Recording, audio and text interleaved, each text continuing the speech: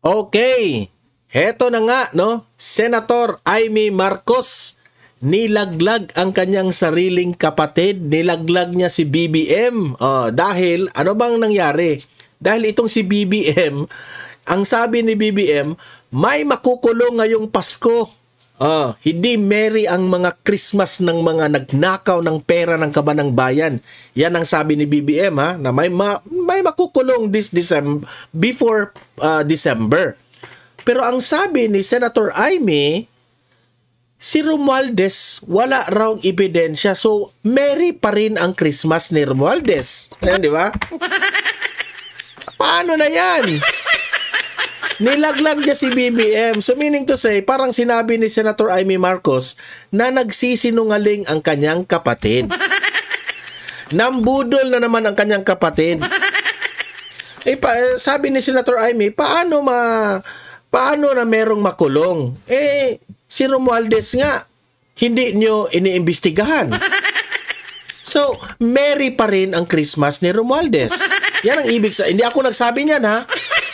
Si Senator Amy ang nagsabi niyan. More details on that, pakinggan natin mismo yung sinabi ni Senator Amy at tayo po ay magre-react doon, okay?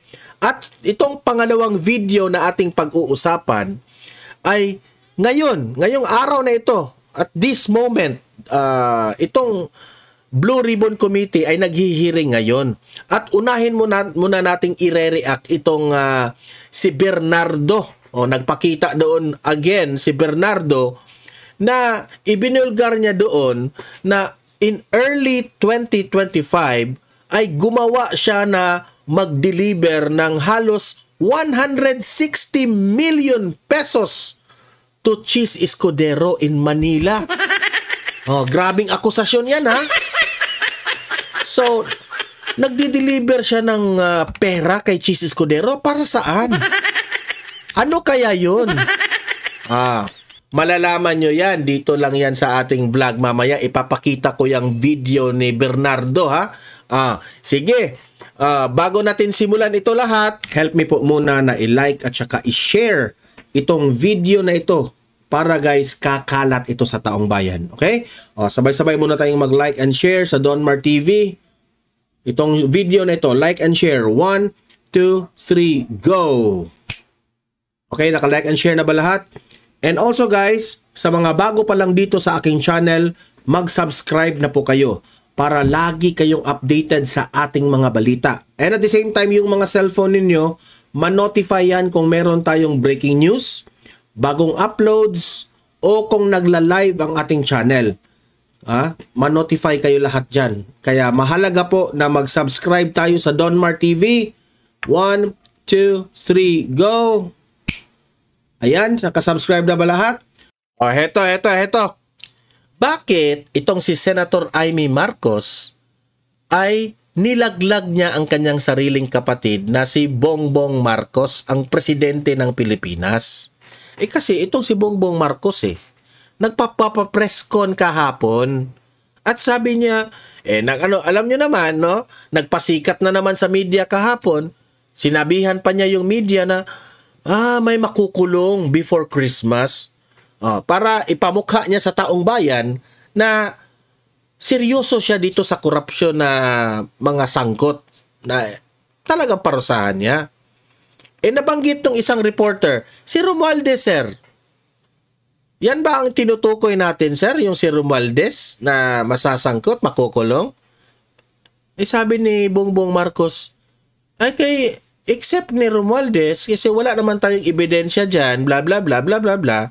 So ang sabi ngayon ng kanyang kapatid na si Senator Amy Marcos, wala raw Sabi ng kapatid ko, wala raw ebidensya laban kay Romualdez. So, mali yung sinabi ni Bongbong Marcos na may makukulong this December. Hindi. Merry pa rin ang Christmas nila. Yan ang sabi ni Senator Amy. Paano yan, Bongbong Marcos? Nilaglag ka na ng sarili mong kapatid. Heto, panoorin natin si Senator Amy. Bakit wala? Uy, bakit wala? Teka muna. Medyo... Ito. Play. Bakit wala? Anong nangyari? Teka muna guys ha. Hintay muna. Play. Comment, sabi Yan. ni BBM, walang Merry Christmas yung mga involved sa flood control anomalies. Hindi, may Merry Christmas kasi 'di ba sabi niya na si dating Speaker Martin ay hindi kakasuhan. Depende daw sa... Unless daw po may Ebidensya. ebidensya. Pero so far wala. So Merry Christmas pa rin. Di ba? Ano sapol na sapol sila dito sa sinabi ni Senator Aimee di ba? At least para sa pinsan niyo, ma'am. Ha? At least para sa Tiniwalag pinsan ko na 'yon. Sinabi niya ha, tiniwalag niya yon si... paano yan? Maganda yung relasyon ni Senator Aimee Marcos sa mga Duterte. Especially ni former President Duterte, si VP Sara, at malaki pa nga ang pasasalamat nitong si Senator Aimee Marcos kay VP Sara na nakipag-tandem si VP Sara sa 2022 campaign. Okay? At nanalo naman sila, nagtagumpay naman sila. Pagkatapos ng nanalo itong unit team, si Bongbong Marcos at si VP Sara, nagpa-epal kasi itong si Martin Romualdez at galit na galit si Senator Aimee sa mga pinanggagawa nitong si Martin Romualdez. Kaya ang nangyari ngayon, si Senator Aimee, sinabi niya ngayon, tiniwalag ko na yon. Parang, ibig sabihin ni Senator Aimee, hindi na niya yon kinilala itong si Martin Romualdez bilang pinsan, di ba? So, at least, Senator Aimee Marcos sa ganyang paraan na-appreciate ka namin kahit yung iba, kahit man ako, sometimes nagdududa pa rin kami na ikaw ay manggagamit. Pero ngayon, at least pinatunayan mo na wala kang pakialam, kahit pinsan mo ay talagang sasabihin mo kung ano yung nararamdaman mo.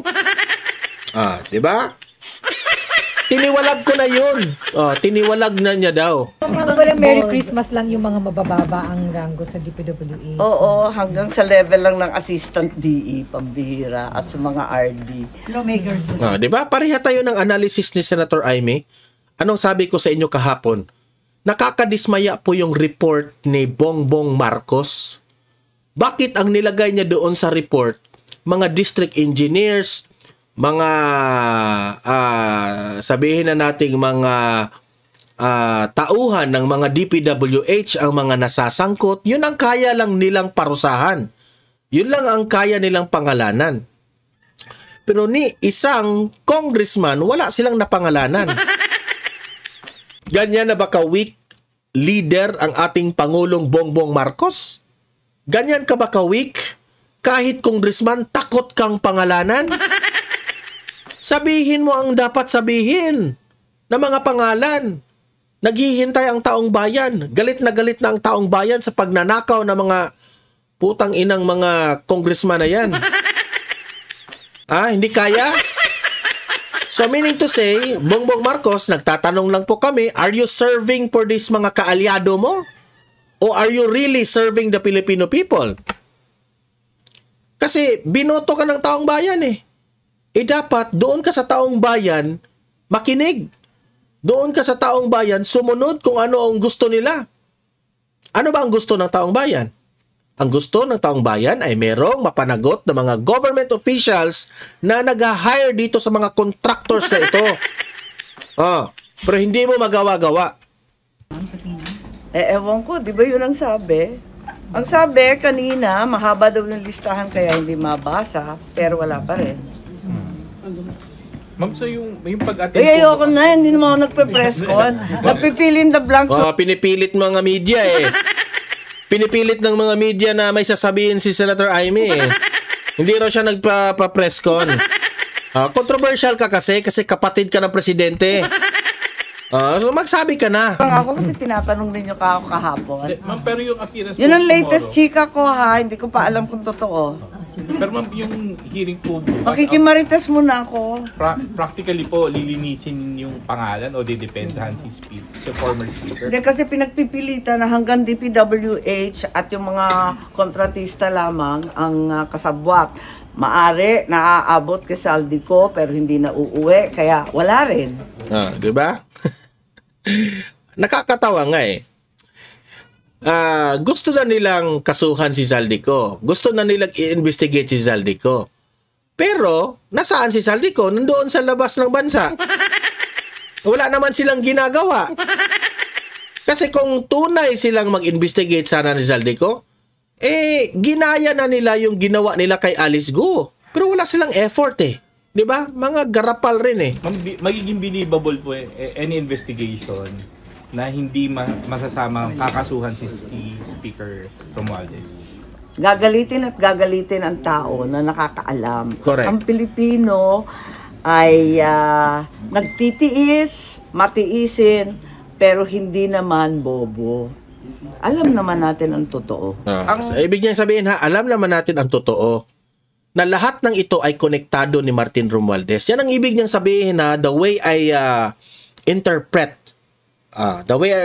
it sa wala talaga siyang ibang pinagbibintangan si Senator Amy. Pinsan niya. Yan ang analysis ko. I might be wrong. I might be correct.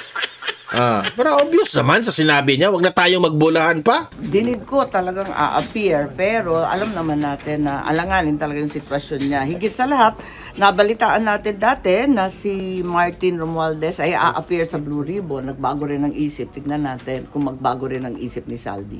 So, ma'am, Pero since tinatanong ninyo kung sino yung VIP, sa pagkaalam ko yun. Sir, would you know saan ibahada si Zaldico?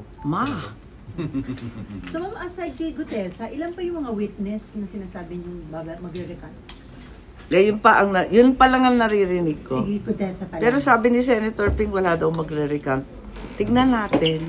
O sabi niya, welcome to the dream world. Ano? Sabi ni Senator Ping, Doon sa mga binanggit daw po ninyo kahapon. Ay, ganun. Guni-guni daw. Dati, yan din ang sinabi niya tungkol sa mga hearing. Bakit na naging totoo? Diba, yung last time, yung tungkol, tapos biglang nag-resign sa Blue Ribbon.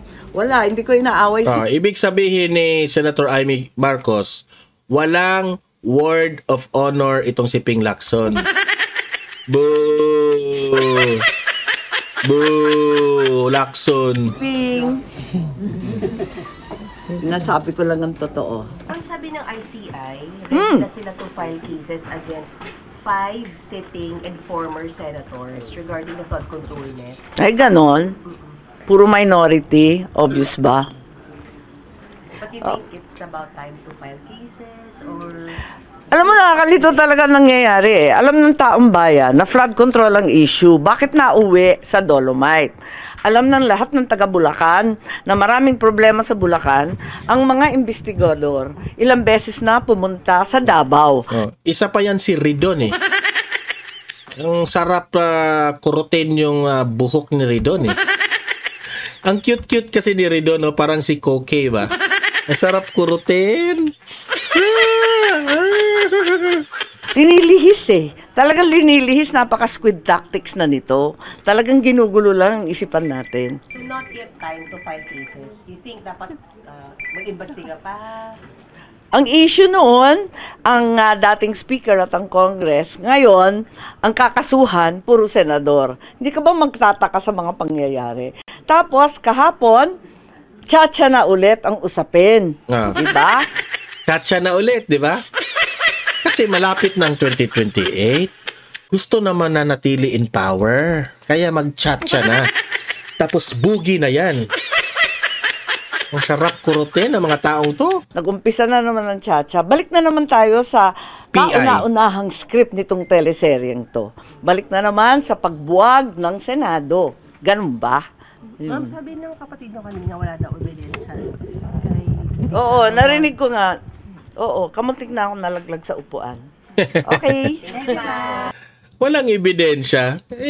Bangag rin talaga yung kapatid mo, no? Sabihin mo nga na in public kung yan po ay nagpupulburon, di ba?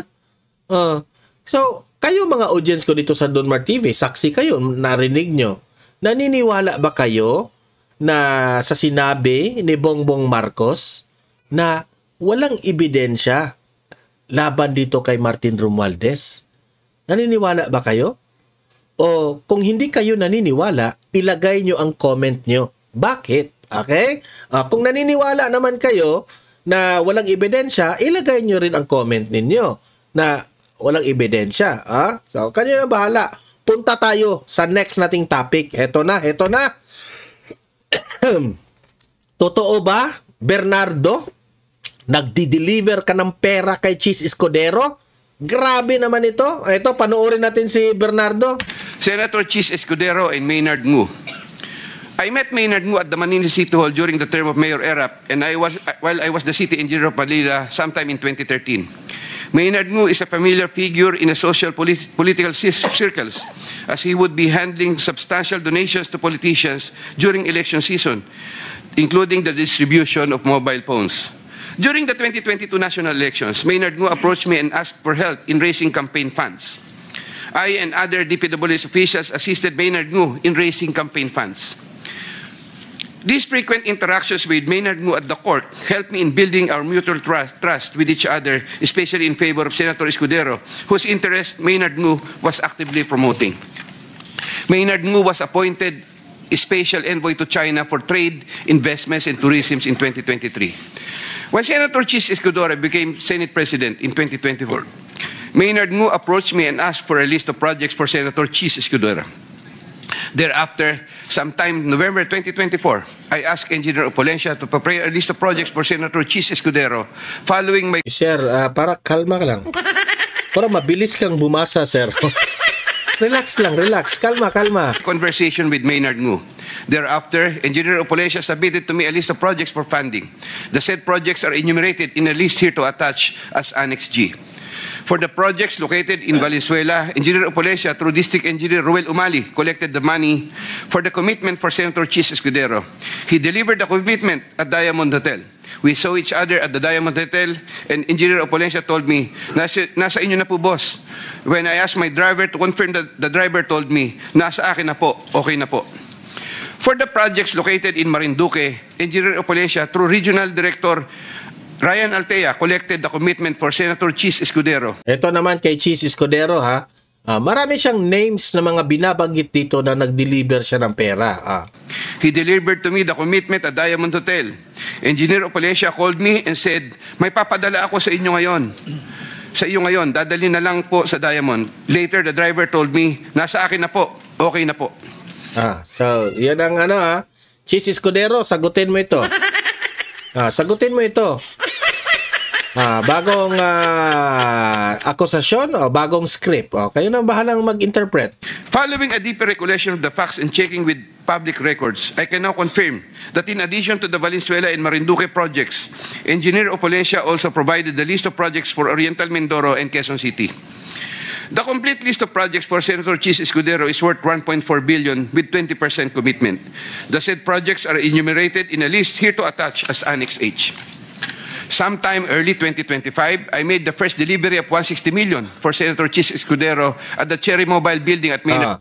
Cherry Mobile Building nila. Nag-deliver siya ng 160 million. Okay? Kayo po ba'y naniniwala? In a Pasible Street, Manila. Thereafter, early 2025, I made the second delivery of 120 million for Senator Cheese Escudero. 120 yung pangalawa. So 160, 120, a total of 280 million. Grabe. Also at the Cherry Mobile Building of Maynard Ngu. Cherry Mobile Building of sino yun? Singu. Okay. Senator Jinggoy Estrada. Bago siya nabanggit yung Senator Estrada, gumanon pa siya. Di ba? Sige. Tingnan natin kung nagsasabi ka ng totoo. I have known Senator Jinggoy Ejercito Estrada since I met Senator Jinggoy Estrada through the social circles of Senator Bong Revilla. We usually had encounters during social gatherings of people in the movie industry. We developed a close relationship. Sometime in 2010, when I was Assistant Regional Director of DPWH Region 4A, Senator Jinggoy was backing me to become a Regional Director. When I failed to become a Regional Director, I applied for the position of City Engineer, and Senator Jinggoy was one of those who recommended me. When he was incarcerated, I would visit him, but sometimes together with then City Mayor Joseph Erap Estrada. Sometime in 2023, Senator Jinggoy requested Secretary Bunoan through me for projects worth 500 million. Secretary Bunoan agreed to give 450 million for the DPW's NCR building, which Yuse Cabral included in the NEP for 2024 with an 18% commitment for Senator Jinggoy. Senator Jinggoy called me sometime in the third quarter of 2024 and asked me to request the amount of 1 billion from Sec Bunoan. Senator Jinggoy said, tulungan mo na lang ako dyan kasi marami pa akong tutulungan sa eleksyon. I replied, kaya ba ikaw, Bunuan, lumabas ka na ng bansa ngayon? Kasali yung pangalan mo dito, Bunuan, no? Bumalik ka dito sa Pilipinas, Bunuan! Hoy! Nasama mo na yung pangalan mo dito. okay na ba ang 25% Sen? Sen Jinggoy responded, okay na ang 25%. I relate to Sec Bunoan the request of Sen Jinggoy. The former then asked me to prepare a list of projects for the latter. In turn, I asked Engineer Gerard Opalencia for a list of projects. When Engineer Opalencia gave me the list, I gave it to Secretary Bunoan, who told me that he will give the same to Yuse Cabral and that the latter will take care of it. At the moment, I cannot locate the list or a copy thereof. Later on, I saw that some of these projects totaling 500 million and included in the list I gave to Sec Bunoan were listed in the NEP for that year. These projects, as appearing in the NEP, are enumerated in a list here to attach as Annex I hereof. Thereafter, Senator Jinggoy called me and asked me what happened to the difference of 500 million. I relayed this to Sec Bunoan.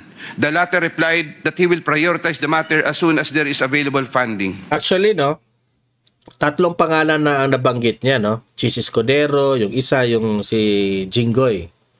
Ito lang yung aking, ang dami niyang sinasabi, di ba? Ang dami niyang sinasabi, hindi naman, meaning to say, hindi ko dinidiscredit siya na hindi tayo maniniwala sa kanya o maniniwala tayo ba?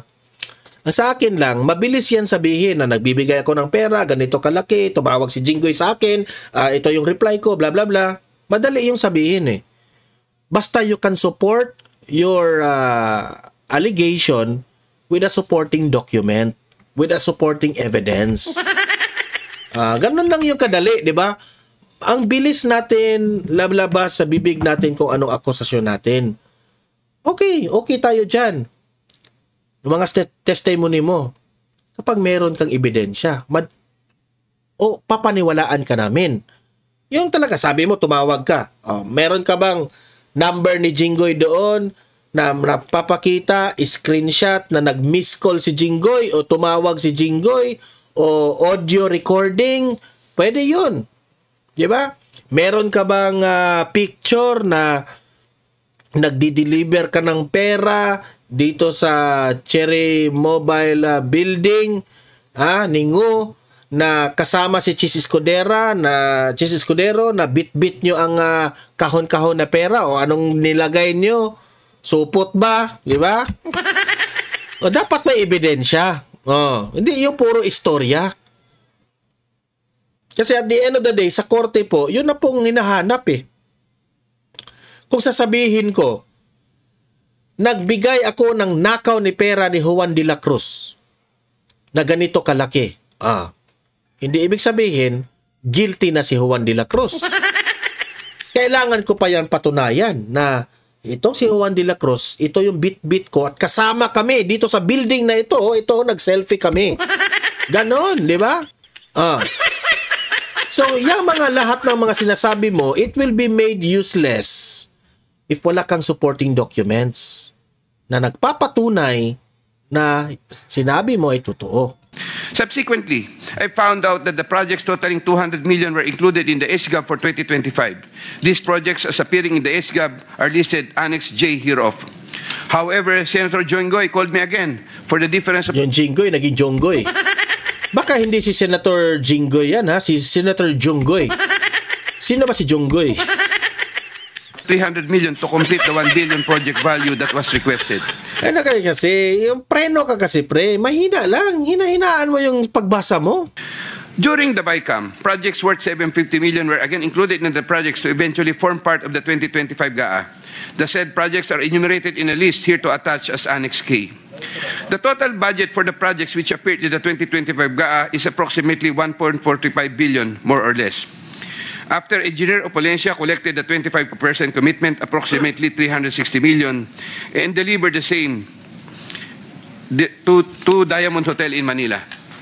Thereafter, I tasked my driver to deliver the boxes to Sen Jinggoy at the Artiaga building in San Juan City. Senator Jinggoy personally confirmed to me his receipt of the commitment and thanked me for the same. During the 2024 budget hearing for 2025 GAA, Engineer Alcantara informed me that Senator Jinggoy gave him funding amounting to 355 million for Bulacan First DEO and 500 million from other districts in Bulacan, and requested that he, Engineer Alcantara, prepare lists of projects. The said projects are enumerated in a list here to attach as annexes L and L-1 respectively. Later on, sometime in the first quarter of 2025, Senator Jinggoy asked me to get the 25% commitment for the aforesaid list of projects from Engineer Alcantara. Engineer Alcantara then delivered to me the 25% commitment, approximately 213 million, which I delivered to Senator Jinggoy at the Artiaga building in San Juan City. Grabe, no? Akala natin na imbestigahan na yung Kongreso dahil sa flood control anomaly. Ibiglang bumaliktad, nandito na sa Senado lahat ang investigasyon. Ay nako. Ganyan ka-powerful ang administrasyon ngayon, ha? Pwede nilang baliktarin lahat. Ito ba, that's my own opinion, ha? That's my own belief. Pwede nilang baliktarin lahat. Yung mga matitino na nagtatrabaho, yun pa yung may kasalanan. Senator Grace Poe, sometime third quarter of 2024, JY... Nabanggit rin pangalan ni Senator Grace Poe na tumatanggap rin. Okay? Sige na, tingnan natin. De La Rosa, a staff of Senator Grace Poe, requested Sec Bunoan through me if Senator Grace Poe can be accommodated in the DPW's NEP. Sec Bunoan told me there is a 500 million for Senator Grace Poe and instructed me to ask the Senator for a list of projects. Jaywa De La Rosa told me to coordinate the matter with Mrs. Patron, a contractor. Mrs. Patron told me to prepare the list. Upon my instructions, Engineer Gerard Opolencia submitted a consolidated list of the following projects, 1 in Laguna and 3 in NCR. These projects are Ito, duda ako dito, no? Ito mga pangalan na binanggit, kahit wala silang ebidensya dito, talagang babanggitin nila dito sa hearing na ito para marinig ng buong sambayan ng Pilipino. Kasi ito, may maniniwala dito ng mga Pilipino eh. Lahat ng mga binabanggit dito, may maniniwala. Matotoo man o mahindi, may maniniwala dito. Hindi ko kinakampihan itong Chichis, si Jinggoy, at si Grace Poe. Wala kong kinakampihan. Lang sa akin lang ba, pwedeng dinidiscredit sila ngayon, sinisiraan sila ngayon para sa 2028 election. Okay? Pwede yun. Pero hindi mo na ako magja-judge na nagsisinungaling siya. Okay? You have to prove his claims. Indicated in the list here to attach as Annex M. Thereafter, the list of projects was included in the NEP by Sec Bunoan through Yusek Kati Cabral. Later on, the said projects appeared in the GAA for 2025. There was a 20% commitment collected for Senator Grace Poe. Mrs. Patron, a contractor, collected the commitment for Sen Grace Poe at Diamond Hotel from one of my aides.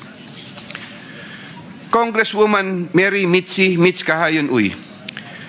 There were projects released in Congresswoman Kahayon Uy's congressional district, which I facilitated. I submitted projects being proposed by her to proponents for funding, the details of which I am still verifying and confirming at the moment. Congressman Flerida Robes. There were also projects released in Congresswoman Flerida Robes' congressional district, which I facilitated. I submitted projects being proposed by her to proponents for funding, the details of which I'm still verifying and confirming at the moment. Congressman Zaldico. In addition to my statements in my affidavit dated 25 of September 2025, I was told by Engineer Alcantara, Congressman Zaldi would from time to time deal also with Engineers Gerard Pacanan, Gerard Opolencia, and Danny Villa. There were times Engineer Gerard Pacanan and Gerard Opolencia would give me certain amounts, supposedly from Congressman Zaldico. Yusek Traigib Olevar of David. In addition to my statements in my affidavit dated 25 of September 2025, I wish to add that I have known Yusek Trigive as early as 2010 when he was still a staff of Senator Bong Revilla. He is a common figure in budget deliberation hearings, and by reason of which I had interacted with him on multiple occasions. Yusek Trigive then worked under the office of Senator Edgardo Angara and then later worked under the office of Senator Sani Angara. When Senator Sani Angara became a chairman of finance, Yusek Trigive and I would have several interactions as part of our work in budget preparations. When Senator Revilla was incarcerated with Senator Jinggoy Estrada, Yusek Trigive and I would frequently call each other so we can help look after the welfare of concerns of Senator Revilla, whom I visited several times with Senator Jinggoy Estrada while they were in detention. Aside from the details I had earlier mentioned in my affidavit dated 25 of September 2025, Yusek Trigive and I also had transactions concerning Senator Angara between 2019 and 2024, where Yusek Trigive received deliveries representing 12% of the projects of Senator Sani Angara, while the latter was chairman of finance. As I previously mentioned in my affidavit dated 25 of September 2025, Yusek Olivar and I discussed the unprogrammed appropriations supposedly for the Office of the Executive Secretary. Thereafter, DPWH received a special allotment release order, which included projects worth 2.85 billion. The contract IDs for the projects worth 2.85 billion covered by the said SARO can be secured from the records of DPWH Regional Office for Region 3 and the 1st District Engineering Office of Bulacan. Moreover, in the unprogrammed appropriate allocation, for 2025, there could have been an additional 12 billion more or less funding, which I am verifying and confirming at the moment. DPWH Secretary Mark Villar and Yusek Cabral. I was appointed Assistant Secretary of DPWH by former President Rodrigo Duterte in 2016 during the term of DPWH Secretary Mark Villar. As Assistant Secretary for Operations, I was assigned over the Visayas regions. While I was Assistant Secretary for Operations, I was introduced to Carlo Aguilar, a cousin of Sec Mark Villar. Yusek Cabral was already the Undersecretary for Planning Service when I became Assistant Secretary. As Undersecretary for Planning Service, Yusek Cabral was working closely with Sec Mark Villar for the allocation, listing, and budgeting of all the DPWH infrastructure projects.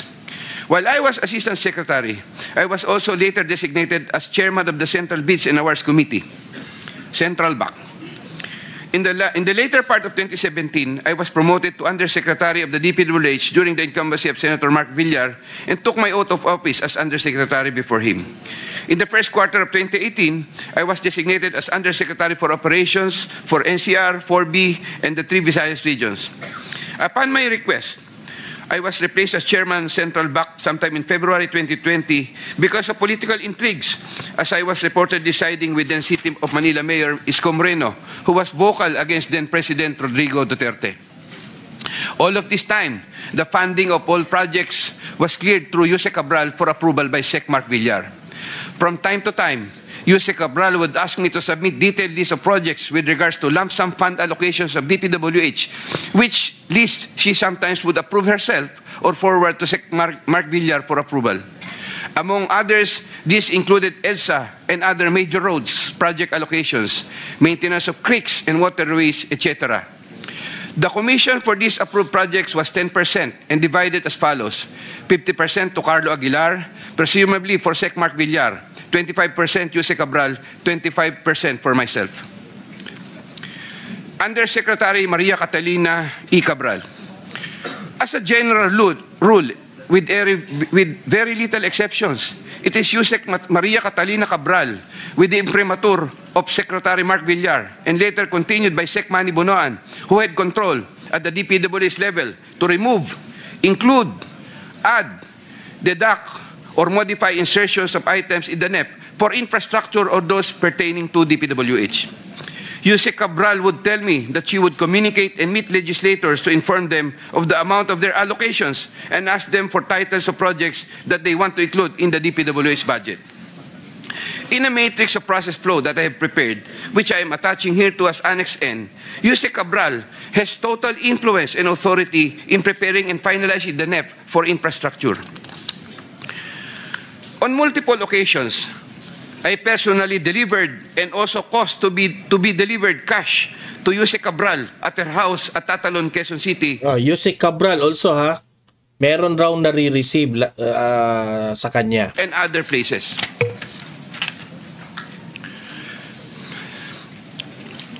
Oh, minom ka muna ng tubig, sir. Minom ka muna ng tubig kasi parang nabubulol ka na sa mga sa sobrang bilis ng pinagbabasa mo. By the way, sir, sino gumawa ng script mo niyan? Tanong lang tayo, ha? DPWH Secretary Manuel Bonoan. DPWH Secretary Manuel Bonoan is a long-time DPWH official who has held top positions through different administrations.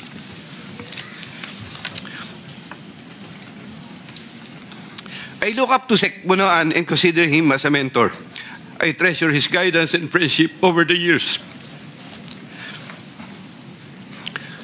Prior to Sec Bonoan's assumption as Secretary of DPWH, I was the Undersecretary for Operations and Planning for NCR Visayas, having assumed the said position in 2018. Unlike during the time of Sec Mark Villar, when I was not given much task, even removed as PAC chairman, and had very limited operational functions during the COVID pandemic period, Sec Bonoan entrusted me with more operational functions and let me work more closely with Jose Cabral. Sometime in 2022, Sec Bonoan directed me to submit a list of projects for possible inclusion in the NEP for fiscal year 2023 worth around 450 million. Without question and delay, I asked Bulacan First DEO for a list of projects for funding. Thereafter, Engineer Alcantara submitted to me a list of projects for funding under the NEP. Those projects are indicated in the list here to attach as Annex O. In compliance with this order, I forwarded the list to Sec Bonoan. He told me that Undersecretary for Planning Maria Catalina Cathy Cabral shall facilitate and ensure the inclusion of these projects in the NEP. Engineer Alcantara gave the 10% of the value of the projects. Similarly, in 2023, Sec Bonoan directed me to submit a list of projects for possible inclusion in the NEP for fiscal year 2024 worth around 150 million. Again, without question and delay, I asked Bulacan First DEO for a list of projects for funding. Thereafter, Engineer Alcantara submitted to me a list of projects for funding under the NEP. Those projects are indicated in the list here to attach as Annex P. In compliance with this order, I forwarded the list to Sec Bonoan. In compliance with this order, I forwarded the list to Sec Bonoan. Sec Bonoan said that Jose Cabral shall again facilitate and ensure the inclusion of these projects in the NEP. Engineer Alcantara gave 15% of the value of the projects. Also in the year 2024, Sec Bonoan also directed me to submit a list of projects for possible inclusion in the NEP for fiscal year 2025 for the amount of 900 million. I asked Bulacan First DEO for a list of projects for funding. Thereafter, Engineer Alcantara submitted to me a list of projects for funding under the NEP. Those projects are indicated in the list here to attach as Annex Q. In compliance with this order, I forwarded the list to Sec Bonoan. Sec Bonoan said that Jose Cabral shall again facilitate and ensure the inclusion of these projects in the NEP. Engineer Alcantara gave 20% of the value of the projects. With respect to the commitments collected by Engineer Alcantara narrated above, Secretary Bonoan and I received a percentage. In many instances during budget deliberations, I was tasked by Sec Bonoan to talk to legislators over their funding and other concerns, and to forward these concerns to Jose Cabral for action and resolution. Sec Bonoan and Jose Cabral. Every year, including years 2023, 2024, and 2025, Jose Cathy Cabral apportions the budget ceiling for the DPWH's allocable NEP among the districts according to the endorsed programs, activities, and projects, PAPs. Although she would make it appear that 100% allocable NEP had been apportioned, Jose Cathy Cabral would reserve a substantial percentage of that allocable NEP for her and Sec Bonoan's preferred projects. Sec Manny Bonoan would from time to time ask me to take charge of part of his own reserve allocations. The value of the projects that I handled for Sec Bonoan was at least 5 billion per annum for the years 2023, 2024, and 2025, with an average of 15% commitment. Of this 15% average commitment, Sec Bonoan 75% usually would give. Of this 15% average commitment, Sec Bonoan 75% usually would give me 25% of the commitment. With the rest of the commitment, shared between him and Yusek Cathy Cabral. Yusek Cathy Cabral herself took charge of her own reserve allocations. Once again, I humbly reserve the right to submit another supplementary affidavit if warranted in the premises. I attest to the truth of the foregoing statements based on my personal knowledge and authentic records. Mr. Chair, thank you. Okay, doon po natapos ang kanyang affidavit. So, sa mga nabanggit niya na pangalan na involved in this corruption is una si Chis Escudero. Tapos nabanggit rin niya si Jinggoy Estrada. Nabanggit rin niya si Senator Grace Poe. Nabanggit rin niya si Cabral at si Bonoan. Okay? Yung isa, nakalimutan ko yung isa. So, okay. Sinabi mo yung mga pangalan na dapat mong sabihin. Ngayon, this time, sana makapag-provide ka ng supporting documents. Okay? Para maniniwala kami. Okay? We are not against of this sa mga sinasabi mo na nabanggit itong mga pangalan na ito. Kasi tama naman si Senator Amy, nakapagtataka bakit nandito na ngayon ang investigasyon sa Senado. No? Instead na doon tayo mag-investigate sa mga congressman na nag-kickback doon, nandito na sa Senado. Ganyan ka-powerful ang administrasyong ito. At isa pa. Hindi na ako magtataka na one of these days, ang maririnig kong pangalan ay si Marcoleta. Kasi, duda ako na gagawa nila ng paraan na itong si Marcoleta ma-discredit rin. Lahat na siguro ng kalaban nila sa politika, babanggitin lahat. Utos nitong mga, yun sarili kong belief yan na posibleng siraan itong si Marcoleta. Siraan nila yung dapat nilang siraan, okay? So kayo sa mga audience ko dito sa Donmar TV, naniniwala ba kayo dito kay Bernardo sa mga pangalan na binabanggit niya na nagdi-deliver siya ng mga pera nitong mga taong ito? Okay?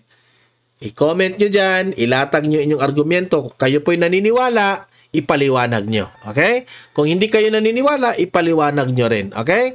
So guys, paki-like, paki-share itong video na ito para marami po ang makaalam sa mga nangyayari ngayon sa ating bansa. And sa mga first time dito sa aking channel sa Donmar TV, kung bago ka lang dito nanood sa channel ko, mag-subscribe ka na kasi libre lang ang mag-subscribe. Walang bayad yan. Updated ka pa sa ating mga breaking news at mga trending na balita. Okay? So see you in my next video. Have a great day. Have a great night. God bless po sa ating lahat. Mabuhay ang Pilipinas and God save the Philippines. Bye-bye.